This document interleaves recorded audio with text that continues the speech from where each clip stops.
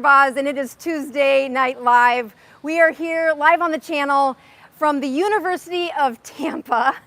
Thanks for sticking with me with that sound check, and know that if you've tuned in before, if you're new to the channel, I am great at this because I've made every one of those mistakes, and well, I can figure it out if I just don't get too anxious and say, it really is a great show. I had plans of going live out of a swimming pool because we are in a series called Keto in the Wild. And we are showing people the example of how do you do keto during a season where temptations are everywhere. And it's in a season where it's easy to get frustrated if our goals aren't set right. So I have my swimsuit. I was planning on doing that, but there's been lightning and sirens, so we're told by campus security, no, you really shouldn't do that, and we listened to them. But I have a great show for you tonight where I am going to focus on a couple of parallel stories. One of those stories is about my son. He is in a season as well, and some of his behaviors and his life is, well, it just reminds me so much of what I'm teaching when I am with patients. And that is, I've been seeing patients for 20 years, 20 plus years. And during that time, I'm helping people get through the long game. The short seasons, when they get excited or they get frustrated, well, they are on the backdrop of this long game. And it usually only takes 1 or 2 visits for me to recognize those patients with ambition. They really want to change their health. They are after one of the most coveted assets in life, which is a good bill of health, the vibrance of life. And that ambition will carry them so far. And during a season of frustration, they have behaviors that are cycle breakers. They break a cycle of chronic disease that is not without a little sacrifice, but those behaviors, well, they're the same.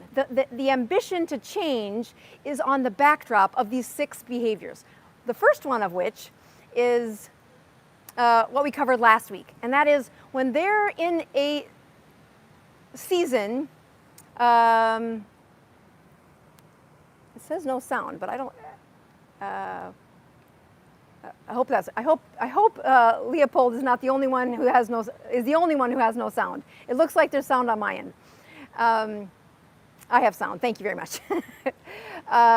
So last week we covered a really the first one, which is when they are tired, they rest, but they don't give up. And this week we have another really important, what I call, it's a rule that these cycle breakers all seem to copy, and they are these staples that get people through this season of frustration. Their ambition doesn't go away, but like any of us, it gets muted during these frustrations. And we're going to talk more about that. Before I do that, we are going to check numbers. This is something that if you're new to the channel, I do every week. I start fasting on Sundays, and I fast through the show. I used to do, a few years ago, my show on Sundays and then post my numbers on Instagram for the 2 days while I fasted. But we flipped it, and I now do my numbers live. And I will tell you, I don't have any ketone strips. So you're going to see that my blood sugar is 76 today.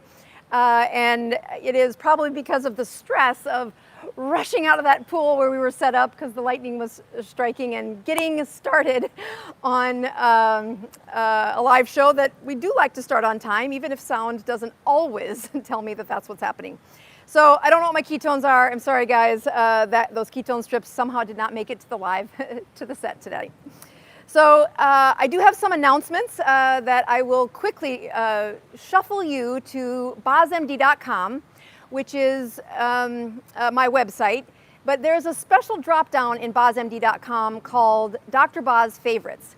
And usually I show the screens and tell people about the announcements by doing that on my live show. But I am going to send you to the Dr. Boz Favorites.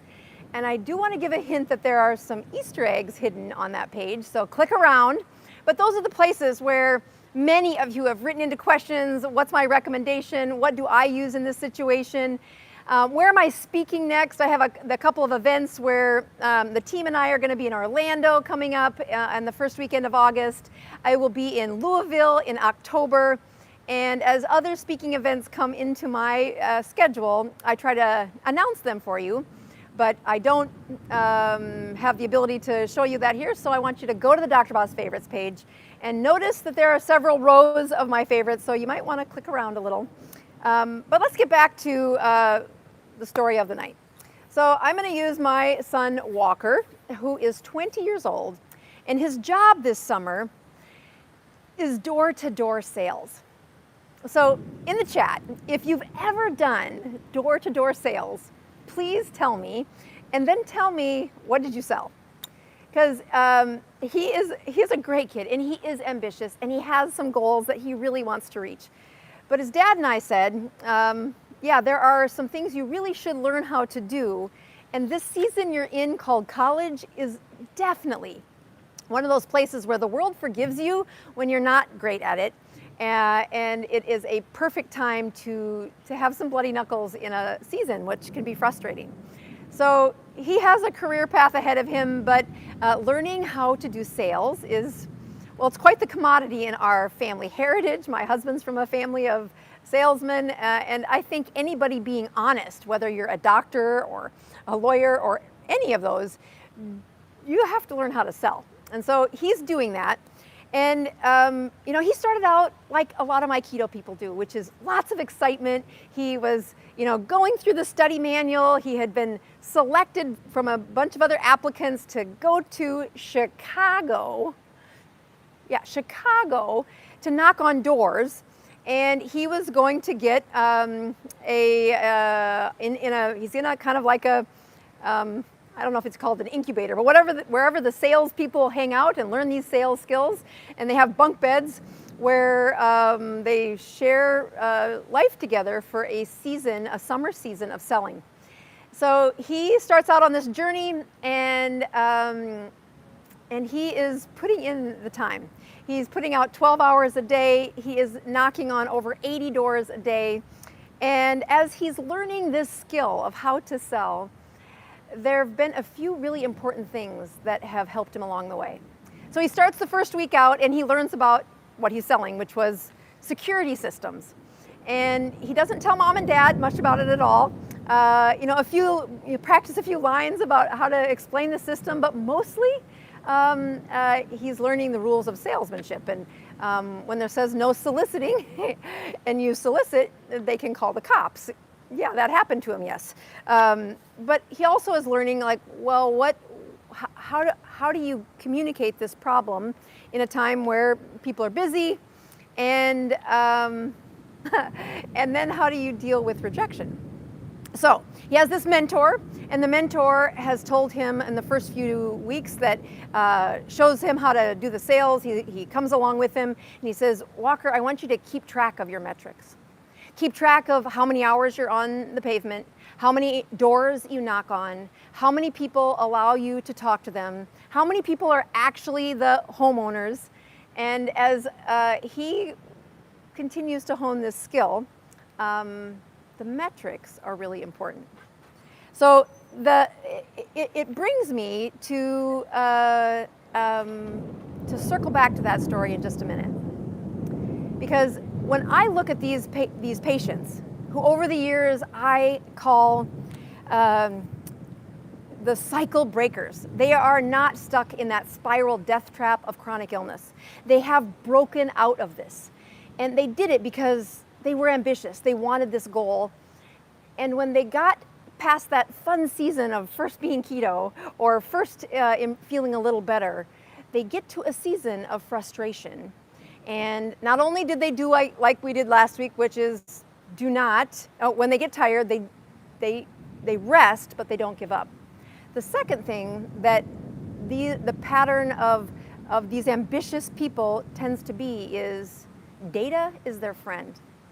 And I've advised patients of this over the years, where when you are looking at a season that is summer, I mean, we're doing this season, we're supposed to be in a swimming pool, but a season where keto's in the wild, where you're around family, you're vacationing, your routines are off. And as you adapt to whatever stresses come your way or whatever change in schedule happens, the rhythm of temptation can get pretty frustrating.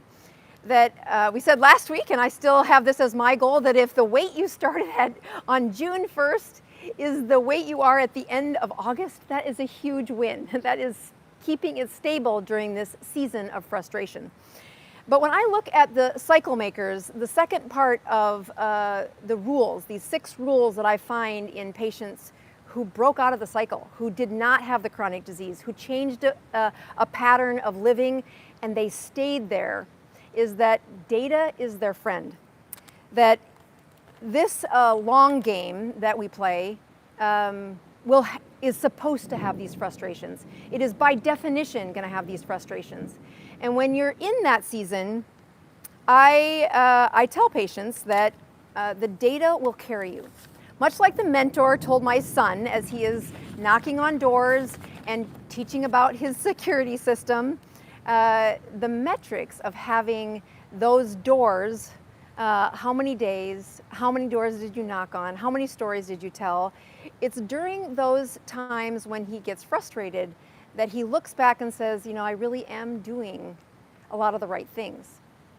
So some of the metrics that I have patients look at, I have my notes up here, is that if you're in this for the long game, like I hope you are, there's a goal that you want to reach. And when you begin on a journey, it does have a spiral into the highest energy. If you've read The Alchemist, it's the beginner's luck. It's the universe is conspiring to help you begin. But then there's a test. There's a test to see, can you get through this? And when you look at that goal, the setback is where I could sort patients. The setback of when they were ambitious, but the ambition is always muted during these setbacks. And they couldn't find the rhythm. They couldn't find where they an anchor that they should hold on to. So what I have told patients and what this mentor told my son was measure the data. So you'll see that I am nothing if not data-driven, that I'm an internal medicine physician known for ordering lots of labs, lots of tests, lots of prescriptions. And although the path to health doesn't always have those as high on the list, there are some really important things that do. So during this season, when I see people that set back and they can't quite deliver on what they had done in the past, I have them measuring some data. So I'm going to tell you some things that I measure, and then I'm going to reflect on other things that that you should be measuring, and then I'm going to finish the story that's happening to my son, because he is in a season where that fun part happened. He did well. The mentor said, good job, you made 2 sales in the first 2 weeks. You knocked on, something like 300 doors in that first 2 weeks. And then he hit what they call a donut streak. A donut streak is 0 sales. There's a donut on your metrics. No sales happened. And if that was the only metric he was following, it gets to be a pretty low season. I don't know if it was only a 7-day streak that he had a donut, or if it was longer. But I know it was long enough that mom and dad heard about it. And we're going to talk about that at the end of this. Okay, so here's some metrics that I tell patients to follow, especially when the season is in this frustration. Well, number one, I have a chart that's in the Keto Continuum. That's the book that I wrote that really came from a lot of these cycle breakers, the ones who changed the weight, kept it off, and kept going for the better part of, 5 years by the time I wrote that book. Hold on, let me open this up. When I look at the chart, it is, hold on here, it is, I'm going to show you this metric. So if you've bought the workbook, there is the Keto Continuum along the side. And over here, you'll see that there is a place to put in a date. So as people are progressing and learning these skills, the first time they try one of these skills, I tell them, just mark a date when you first level up to that new skill set. And that's really what the continuum is we are moving one metric at a time, one skill level at a time. You're not going to run a marathon. You're going to slowly walk through these steady behavior changes that will supply that ambitious spirit with sustainability. So I tell them, get this back out and open up the notebook, and it has lots of columns because we know you're going to fall. We know you're going to do great, and then it's going to be a season of setbacks. And I tell them, put the date where you say, I am in a season that's not so hot. I am in a season that's frustrating. And I tell them to say, if you're in keto continuum number 2, where you're eating 2 meals a day, but that's all you're really doing. You're not keeping the hours limited. You haven't cut out the morning coffee or morning fat in your coffee. I tell them, put a date in it. This reflection, really a journal of where you've been and where you are in this season, is super helpful. The second thing that I tell them to do is, there's all kinds of charts in the Keto Continuum workbook that help you look at these metrics. Personally, one of my, I'm in a season that's probably, if I had to grade from 0 to 10, 10 being perfect. 10 is what happens to my life when I do the 21-day metabolic kick, where I have 21 days of perfect deliverance, and this is how it looks like when you're perfect. And then I'm human, and not everything is perfect all the time. But if I had to gauge this season, this summer, I would put myself at a 7. I'm in a pretty good rhythm. And if I go back about 3 summers ago, it was not a good summer. I would put myself at a 4. The metric that I kept measuring during that season, that valley, that frustration, was my Shin thumbprint. And if you've been around me long enough, you know that there's a bone called your shin, and when you push your thumb on it, it should not leave an indent. That is fat. There's no fat, on your shin bone. That is fluid. That is displaced fluid or swelling, otherwise known as inflammation. And as a physician, I can see it across the room. I have been watching for this for 20 years. I can see when the ankle bones aren't right. But I also know on myself, when my shin bone starts to not have the definition that it's actually my bone, if I push with my thumb on the shin, it leaves an indent after 30 seconds. And this was one of my basic, Annette, you gotta get it together. Annette, you gotta get it together. You can do better than this. And when I would watch that indent get bigger and bigger and bigger, I knew that the inflammation happening at a cellular level and in my brain, because I wasn't feeling good. This was 2020. It was a season of death for me. And my clinic had imploded because I got locked in Hawaii for 93 days. And then my dad died before I got out of quarantine when I got back to South Dakota. And as many of you know, 4 months later, my mother died. So this season was hard for me. The only metric that I could keep doing was my shin thumbprint. And I still was checking numbers on my Sunday Live, but it wasn't anything as good as I'm doing now. It was a season that was barely metric. And as I go back and look at that season, the shin thumbprint was what I documented. The next thing I documented, though, was my weight. I don't like to weigh myself. It's not something I looked at a lot. I've gone years without a scale. Scales belong at the clinic when you check in, and that was it. But I finally bought one, and the weight check-in has been again a place where maybe I'm not pricking my fingers. Maybe I didn't want to look at what my numbers were doing, but that's not what cycle breakers did. Cycle breakers still checked their numbers even when it was a season of not going well. They were still checking their morning blood sugars. They were still checking their ketones. And even when it was 0.01 for 28 days in a row, they still checked them. And those metrics were a place where they were talking inside their brain honestly. They were having a reflection that I am doing a lot of things right. There are times when they can't push any harder than they're doing. That's what a season of frustration looks like. But getting out of the slump starts with looking at your own data. Data is your friend. It is a place for you to have an honest conversation, a metric that allows you to reflect and stay honest in this season of frustration.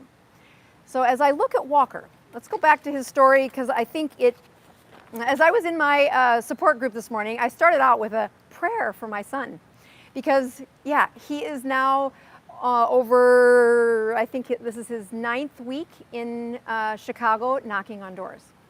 And he starts out really energetic. He's got these mentors, they go with him, and he's in this time where he's doing really well, and so are all the other people. And then as predictable as the sun rises every day, he hit a season where the results weren't there, where it was frustrating, where many of the other men quit. They said, I can't do it, I'm leaving. So he had, mirror imaging or examples of people that failed. But he had a mentor who did something wise, which was to say, do not stop documenting your numbers. So he was looking back, this is actually a snapshot, I think, of today, where, here's his numbers. It says, yes, he knocked on 2,200 doors. That's since the beginning of the summer. He talked to over 1,200 people in those 2,200 doors. He then got to talk to 637 of them that were decision makers. He then made it to 379 that were transition attempts, and 212 where he actually got to show them what he was buying. I'm going to show you the next number at the end where you see, well, what did it result in? Because it was somewhere in the middle of this slump where his mother got curious. What are you selling again? What is this? And indeed, it is really cool. His security system, in my mind, it's like, if you know the security system, ADT, that's like the electric typewriter. And what he's selling is like ChatGPT. It is like worlds of improvement better. So now I understand why he was so excited, because it's fun to sell something that cool. But the excitement didn't fuel that ambition all the way through the slump. What fueled him was looking at that data. And as he looked at that data, he was able to say, yes, there's people around me dropping like flies. The salesmen are gone. Yes, there are some who, they go out and they're going through some motions, but they really aren't talking. They're just knocking on doors and walking away, knocking on doors and walking away. So they're measuring a bare minimum metric, but they are not leveling up. I mean, I can get knocking on doors a couple of days just to say, I just did it. I couldn't do any better than I did. We've all been in those seasons where you're like, it's as good as I can be. But the next level up is to look at the continuum of, well, what does the next metric need to be? How do I go to the next step? Which is on parallel for when I tell patients to put a date by the keto continuum. And when you're in a slump, put the date for how far you fall. As Walker continued to persevere, to go through that donut hole, the last week he's hit a stride. He's hit a stride where his,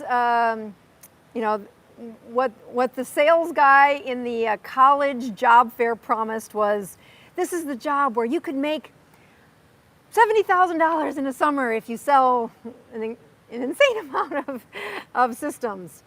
But nobody really told them that the beginning salesmen, well, they have the neighborhoods that are the hardest to transition sales.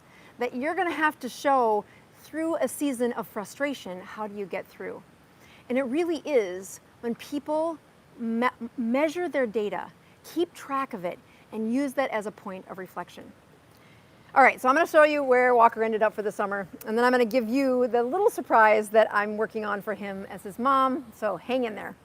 All right, so the last picture up here, hold on here, the last part is that he made it to 28 sales. 28 sales over the summer, for which he made the sale, and 10 of those backed out. So he's at 18 sales. And for these 9 weeks, where the first couple of weeks he made a sale a week and was doing great. And then he went through the donut phase where no sales were made. And now he's back to almost a sale a day because something happened in that perseverance. And as he looked at the numbers and he looked how to level up to that next improved metric, that next improved behavior, that's where he didn't give up. He did find that I'm doing a lot of the right things. And although he's at 18 sales, I think 7 of them are in the last week because the skill set is starting to pay off. And it's that kind of cycle breaker that I'm going to encourage you to do. So as his mom, one of the Easter eggs that's on the Dr. Boz page is from my son. It gives me goosebumps to be able to, I can't rescue him any more than I can rescue my patients that need this. They need this season where the frustrations are hard. The frustrations fall to the wayside. I mean, the people fall to the wayside when they can't get through the frustrations. Walker is learning a skill that his mom can't help him with.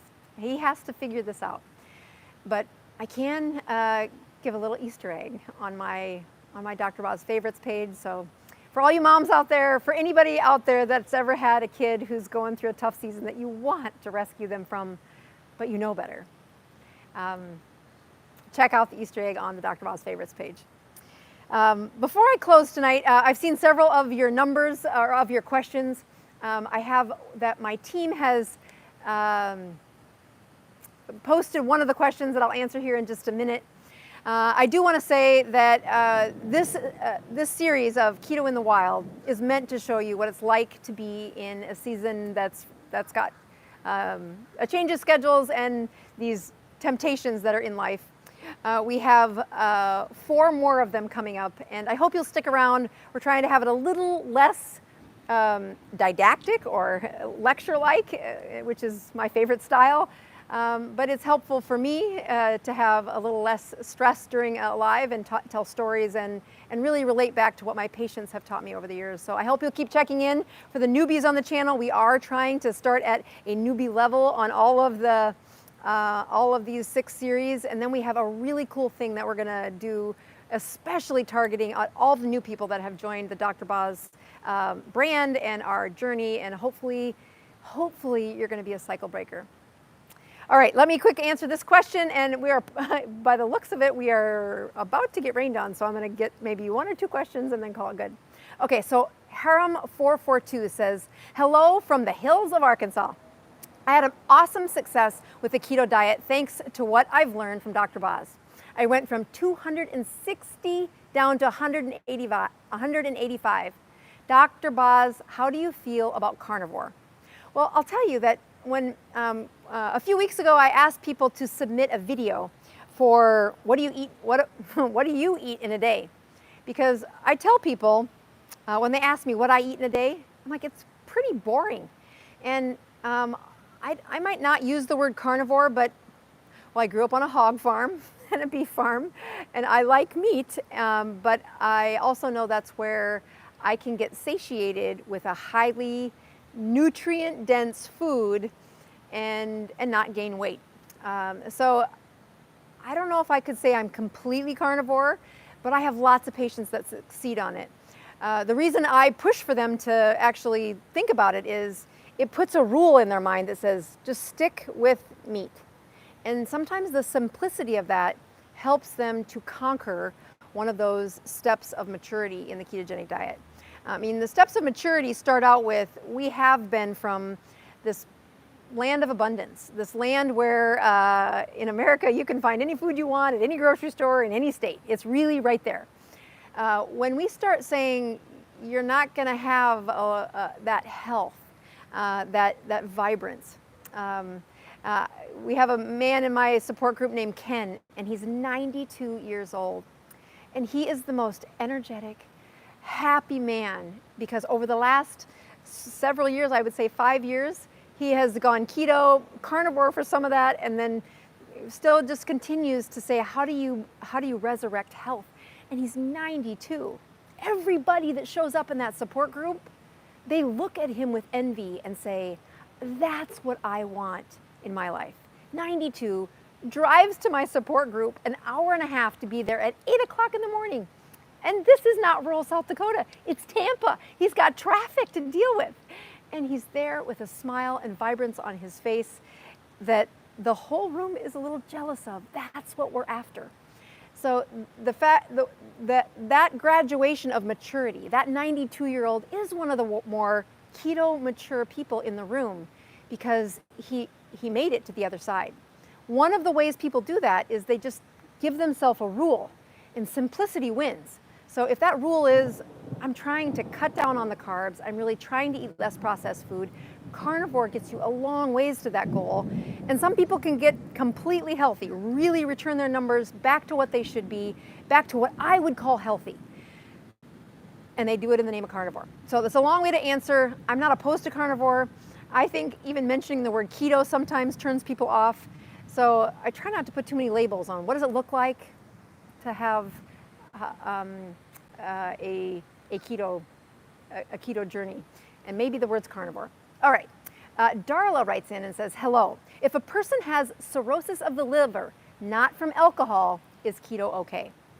I would actually say it's the only thing I would tell my patient to do. In my patients that have cirrhosis, almost all of them are from a fatty liver. And I've done several slides that show how those livers become fatty. They first fill with sugar, then they fill with glycogen, then they fill with triglycerides, then they fill with balls of fat, and then they get hard. They are hardened. Cirrhosis is actually a diagnosis of pathology, meaning you see it under a microscope, so a tissue piece is needed for that diagnosis. But non-alcoholic fatty liver or non-alcoholic steatohepatitis, NASH, is those are the same things. That is insulin resistance that has hardened their liver, just like alcohol is. And the antidote is lower the blood sugar. Nothing does that better than a ketogenic diet. So the answer is yes. Linda writes in, I'm going to keep going until I get rained on, or at least for a couple more minutes. Have you had anyone get gout from doing the sardine fast? We actually have a video on this because so many people ask that question. So my team has got some really cool slides they're working on. They're probably not going to air until somewhere in October, but it's a common question because if you look on Google or you go, you Google the answer, can I have sardines if I have gout? They'll say, you know what, purines, which are the parts of the amino acids found in meat, are hard on people with gout. I will tell you that is not the most important thing with people with gout. Gout is a product of high inflammation, of high blood sugars and high inflammation, and it makes crystals of uric acid that, yes, have a stem from purines, but they need purines in the presence of high insulin. And if you are looking to undo gout, crystals in your joint are already there if you're going to get gout. I didn't do that. Keto didn't do that. When you go to get them out, sometimes it causes a flare. That's not from gout. That is from having crystals there in the first place. So when I see people who are worried about gout and are trying to do keto, I tell them, you should really buy the workbook because you are the absolute people that need to get through that season of frustration. Their ambition at the beginning is always inspiring to me, and I pray and hope for them when they start, but it's in that season of frustration that I do not want them crashing and burning. And their metrics and their support systems are what help them stay the course so that they can reverse gout. Yeah, just like diabetes, gout is reversible, but it has to be with a low insulin, it has to be with a low blood sugar, or you'll keep making those uric acid crystals. All right, so I felt my first raindrop. Before I get wet, I am going to say good night. Thanks for tuning in. I really hope you check out that Easter egg on the Dr. Boz Show, and pray for my son Walker.